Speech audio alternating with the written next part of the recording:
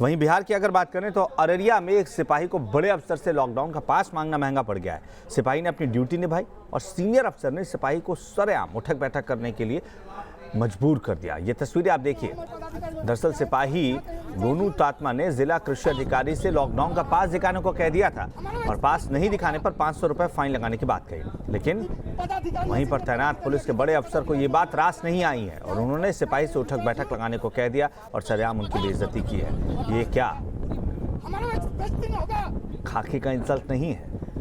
आखिर ये शख्स जो अपनी ड्यूटी निभा रहा था उसको ये सजा क्यों दी गई है? रजनीश सिन्हा हमारे सहयोगी ज्यादा जानकारी के साथ जुड़ चुके हैं। रजनीश, मतलब बिहार में अब जो अपनी ड्यूटी निभाएगा उसे सजा भुगतनी पड़ेगी?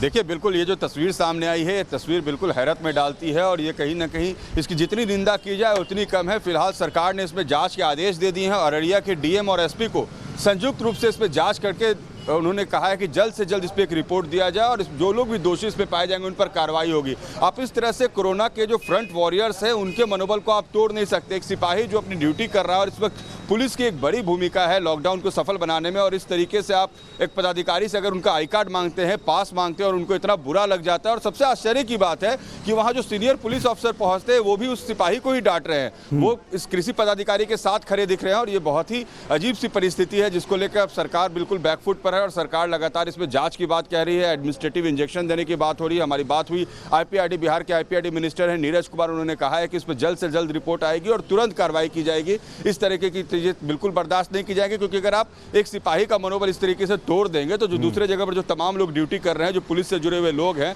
उनकी ये ड्यूटी, और आपने लॉकडाउन में कल ही रिलैक्सेशन दिया है, 20 तारीख को रिलैक्सेशन हुआ है जहां पर कर्मचारी को ऑफिस जाना है और आई कार्ड दिखाकर ऑफिस जाना है। तो अगर उनसे अगर पास मांगा जा रहा है, आई कार्ड मांगा जा रहा है, उनको इतना बुरा लग रहा है, तो ये बिल्कुल ये दोष है और इस तरह के लोगों पर बिल्कुल कार्रवाई होनी चाहिए। जी बिल्कुल, सवाल यही उठता है कि भाई ये किस तरीके का सुशासन है? किसी को अपना आई कार्ड या पास दिखाने में किस बात की शर्म हो सकती है?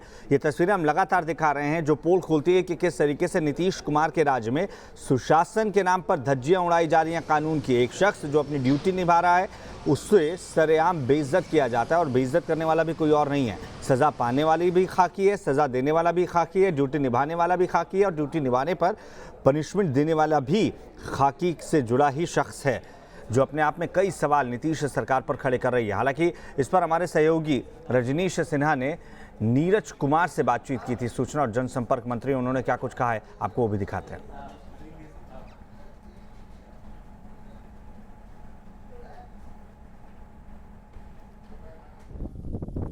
पदाधिकारी है, सीनियर पदाधिकारी, एग्रीकल्चर पदाधिकारी, हम पदाधिकारी यहाँ कहीं इंचार्ज हूँ। कुमार से क्या कुछ बात हुई है हम आपको बताएंगे, लेकिन उससे पहले हम आपसे ये समझना चाहेंगे रजनीश, कोई एक्शन लिया गया है इस पुलिस अधिकारी के खिलाफ या किसी एक्शन की बात कही जा रही है?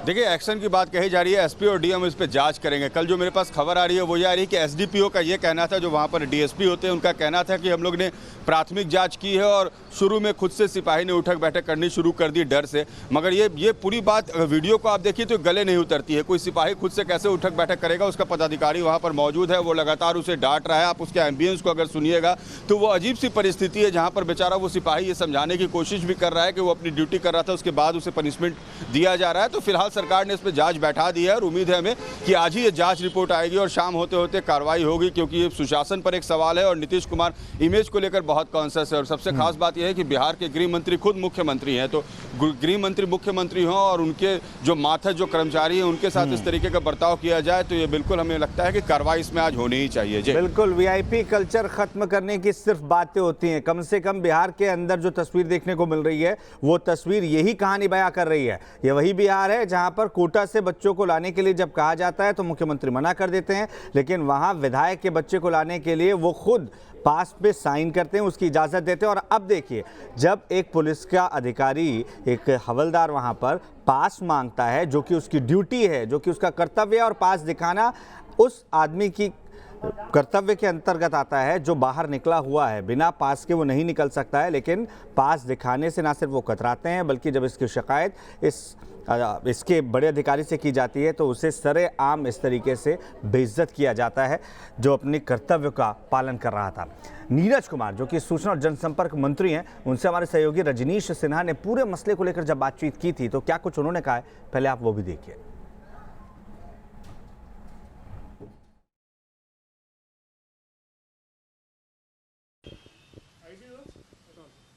कोरोना वॉरियर का अपमान क्यों? जी हाँ, सवाल हम इसलिए पूछ रहे हैं क्योंकि बिहार के अररिया जिले से जो तस्वीर आई है, जिस तरीके से एक सिपाही को उठक बैठक कराया जा रहा है, इस तस्वीर को लेकर हर ओर निंदा हो रही है। हमारे साथ बिहार सरकार के आईपीआरडी मिनिस्टर नीरज कुमार मौजूद हैं।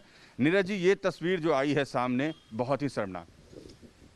कोरोना वॉरियर्स जो है वो अपने जीवन को जोखिम में डालकर एक ऐसे चुनौती से लड़ रहे हैं जिसकी कोई दवा नहीं है।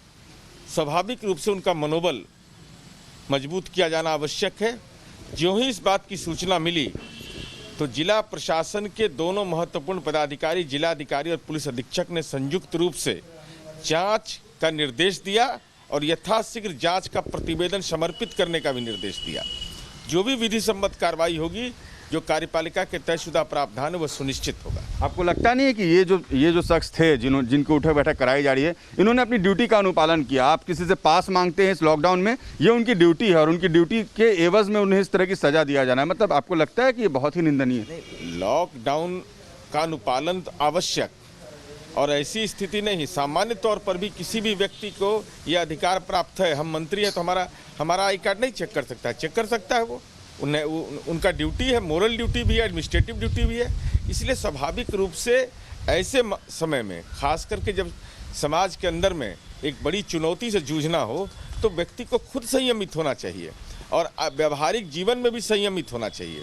लेकिन जो भी सूचना मिली, सरकार ने तुरंत संज्ञान में लिया है। आपको लगता है कि ऐसे लोगों पर आप लोगों ने प्रथम दृष्टया क्या इस पर कुछ इंफॉर्मेशन गैदर की है या कुछ जानकारी हासिल की है?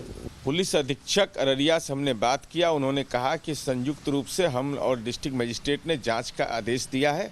यथाशीघ्र जांच का प्रतिवेदन आएगा, जो भी दोषी होंगे वो बख्शे नहीं जाएंगे। आपको लगता है कि सजा, अगर जो लोग दोषी उनको सजा मिले तभी पुलिस का मनोबल बना रहेगा, नहीं तो इस परिस्थिति में जो पुलिस बिल्कुल फ्रंट वॉरियर के रूप में काम कर रही है, उनका मनोबल टूटेगा? अरे हमारा ये ट्रैक रिकॉर्ड रहा है, प्रशासन में राजनीतिक हस्तक्षेप नहीं, अपराधी, गुंडा, लंपट, और ये तो बड़ी चुनौती है, ये तो प्राण रक्षा की चुनौती है।